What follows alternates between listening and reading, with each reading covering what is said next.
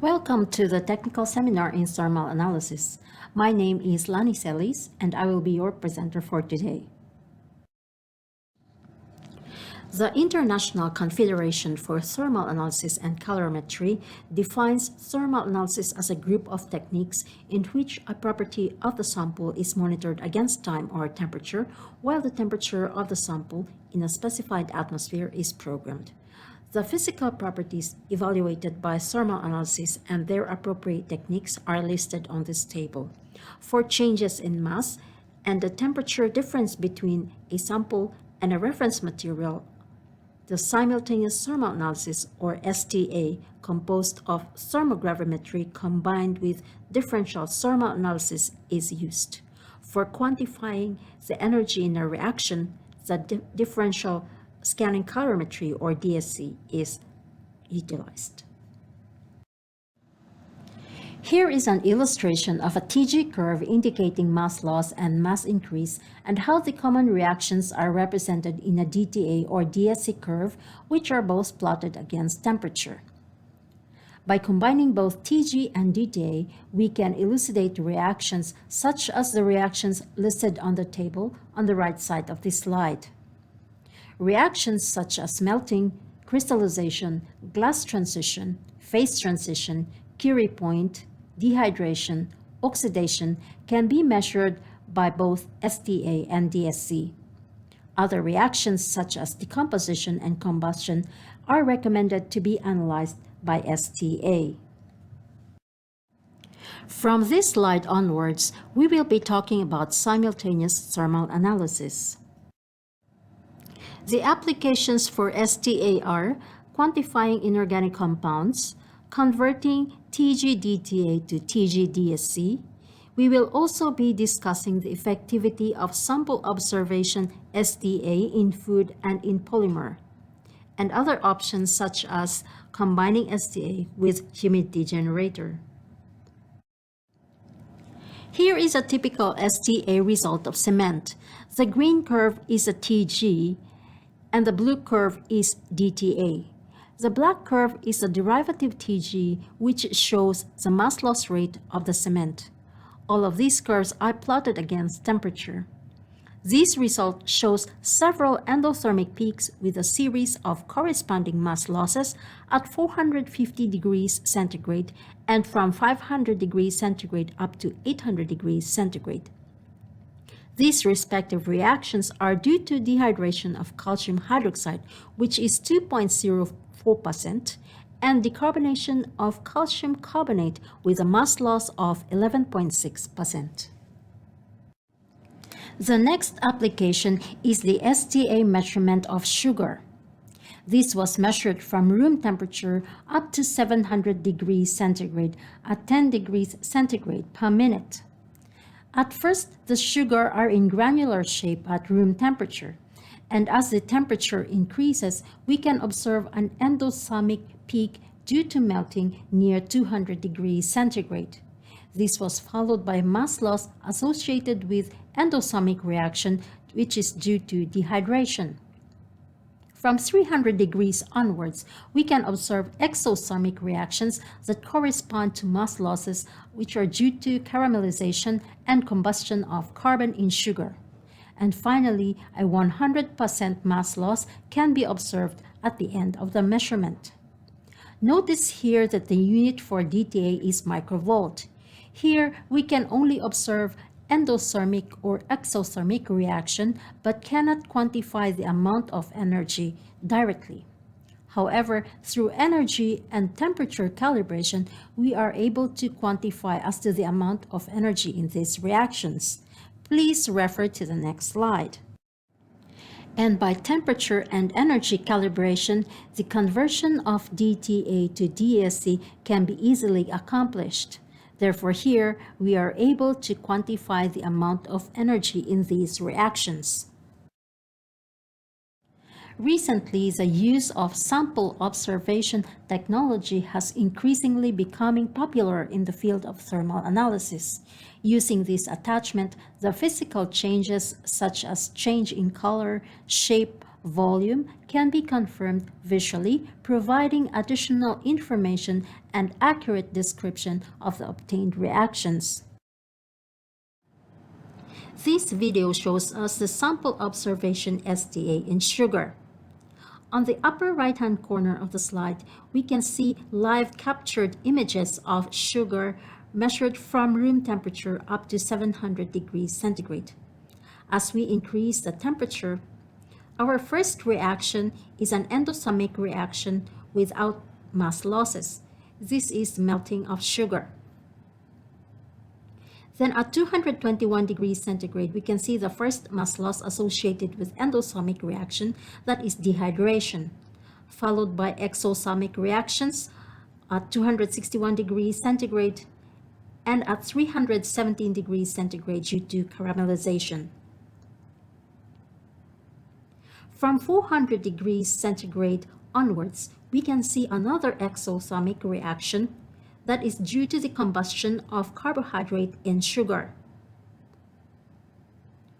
Finally, at more than 600 degrees centigrade, we can see a 100% mass loss.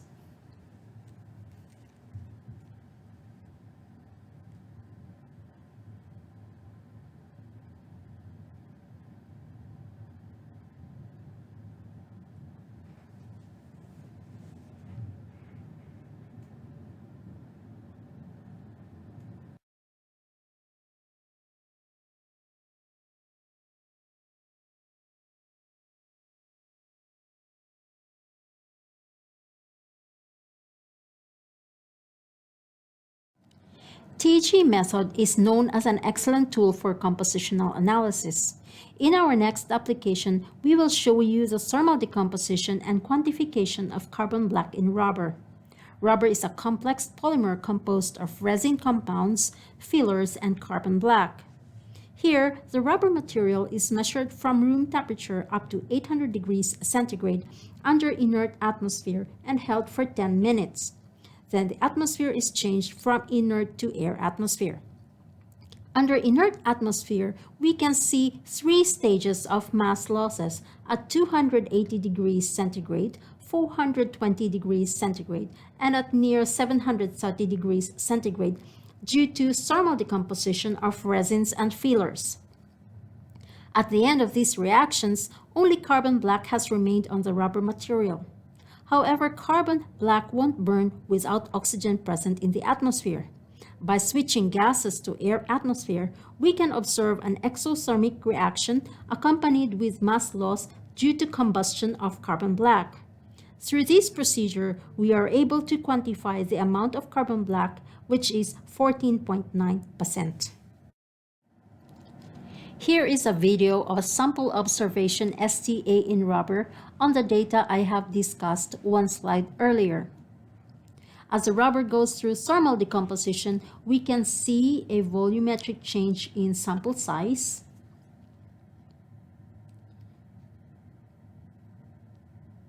And as the atmosphere is changed from nitrogen to air atmosphere, we can observe an exothermic reaction due to combustion. And here the sample color changes from black to white. So using the sample observation attachment, we can accurately describe the changes in the sample during a reaction through live captured images. In STA, we can flow different kinds of atmosphere, such as inert atmosphere using nitrogen or argon. We can also flow room air or dry air. And another one is that we can also flow humidity as an atmosphere during a measurement. Here, the relative humidity can be controlled, ranging from room temperature up to 85 degrees centigrade, dry to 90% RH, with a maximum continuous operation time of 100 hours. So using the humidity generator or HUME option, there are 2 major measurements that can be performed. One is keeping the relative humidity constant at a constantly changing temperature, such as shown in diagram 1, or keeping the temperature constant at a constantly changing water vapor concentration shown in diagram 2. Here we compare the thermal decomposition of PBT or polybutylene terephthalate measured under different water vapor concentration. Regardless of water vapor concentration, the decomposition of or the thermal degradation of PBT starts at around 350 degrees centigrade. However, at around 380 degrees centigrade, as the water vapor concentration increases, the thermal decomposition of PBT also increases and the amount of residue decreases. I will introduce another application using Hume STA on water absorption and dehydration behavior of alpha-cyclodextrin measured at a constant temperature with a constantly changing water vapor concentration continuously measured for 20 hours. At first, cyclodextrin was heated up to 180 degrees centigrade under dry conditions. Then it was cooled down and kept at dry condition for 5 hours. Here, the mass loss is due to dehydration. When we increased the water vapor concentration, we can observe a mass increase of 11% due to water absorption. When we changed to dry atmosphere, of the 11% absorbed water, only 6.5% mass loss can be observed due to the removal of free water and that the remaining absorbed water is bound water. Performing the same cycle showed the same results. Through these, we are able to quantify the amount of free water and bound water as the water vapor concentration drastically changes from dry to wet condition at room temperature. At the end of the measurement, the temperature was heated up to 180 degrees centigrade, where the strongly bound water was also removed from the material. So STA can be combined with other options or even with other instruments for simultaneous measurements such as evolved gas analysis that could lead to more breakthroughs. From this slide onwards, we will be introducing applications using differential scanning calorimetry or DSC. Here, we will be discussing applications on glass transition of polyurethane, thermal behavior of silicone rubber, PET bottle, gelatinization of different starches, pharmaceutical materials, as well as liquid crystal material. By using DSC, we can confirm the reversibility of a reaction, such as the application shown here on the glass transition in urethane rubber. In this application, we cooled down from room temperature up to minus 90 degrees centigrade, and then heating was carried out from minus 90 degrees centigrade back to room temperature. During the cooling and heating process, we can observe baseline shifts due to glass transition, indicating that glass transition is a reversible reaction.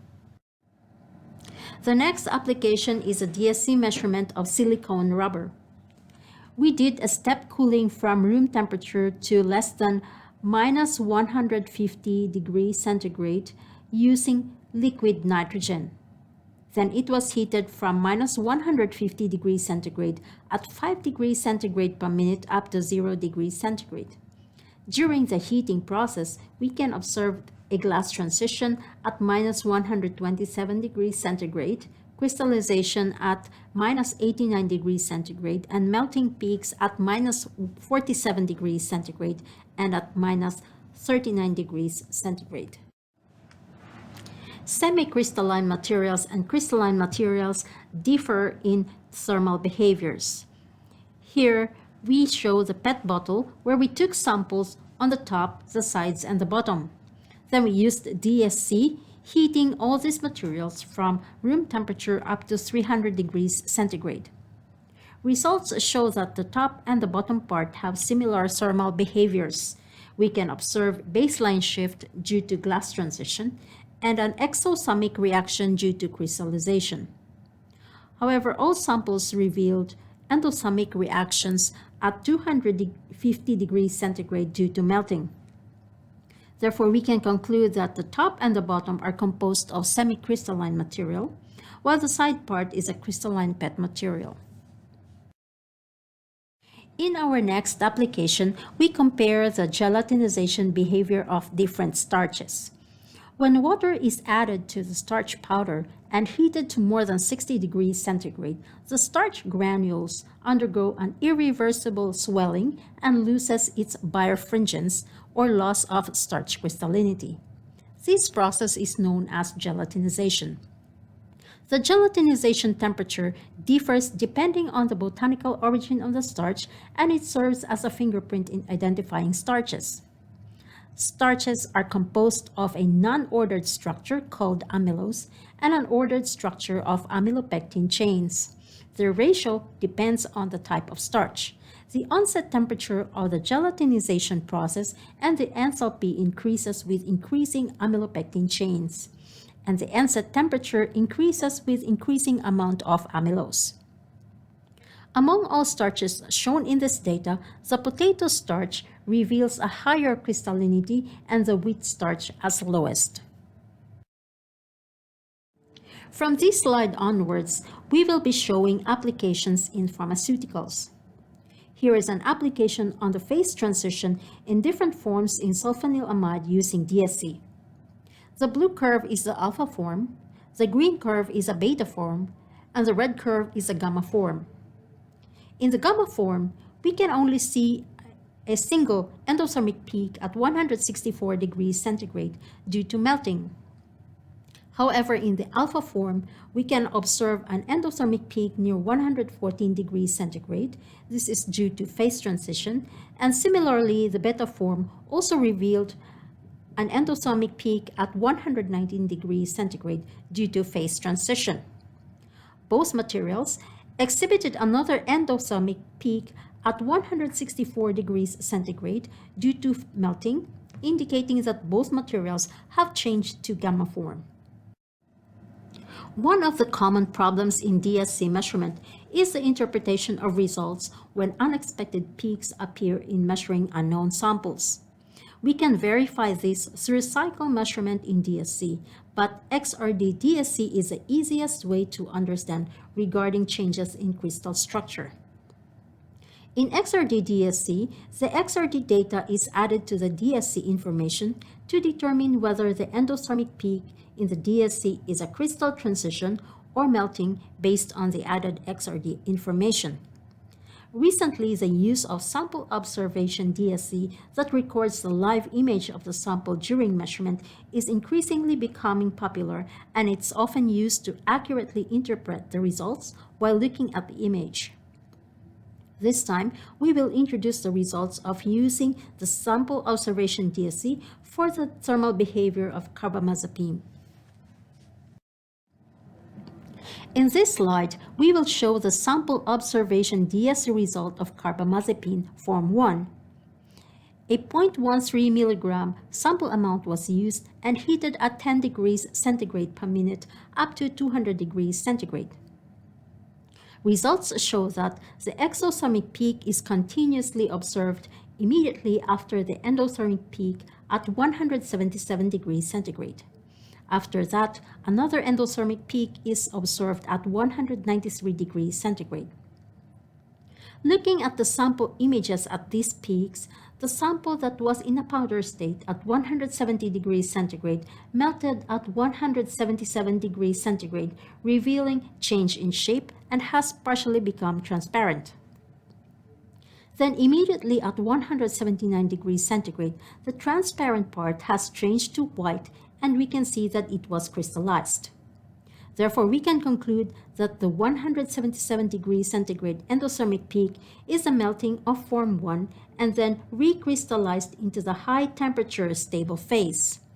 Also, from the sample image, we can clearly confirm that the endothermic peak at 193 degrees centigrade is melting. Here is the video of the thermal behavior of carbamazepine by sample observation DSC that I have discussed earlier.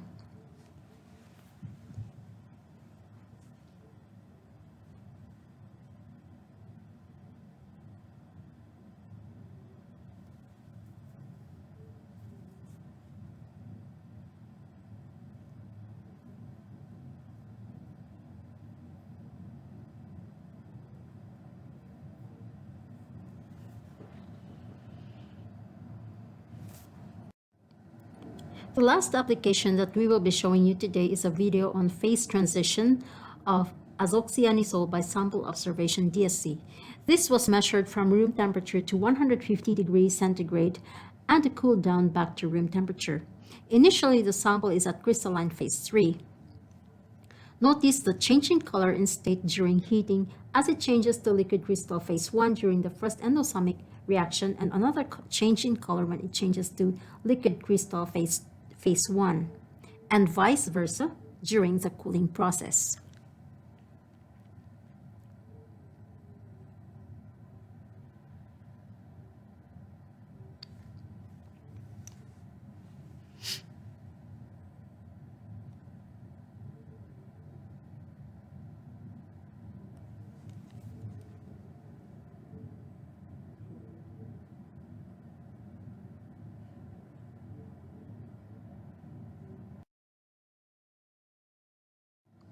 With the DSC Vesta, we are able to measure with sample observation or with other cooling options that allows us to measure at a wider temperature range and different kinds of materials. If you have some inquiries, you can send us an email on the email address provided in the slide. That's the end of our webinar for today, and thank you for spending time with us.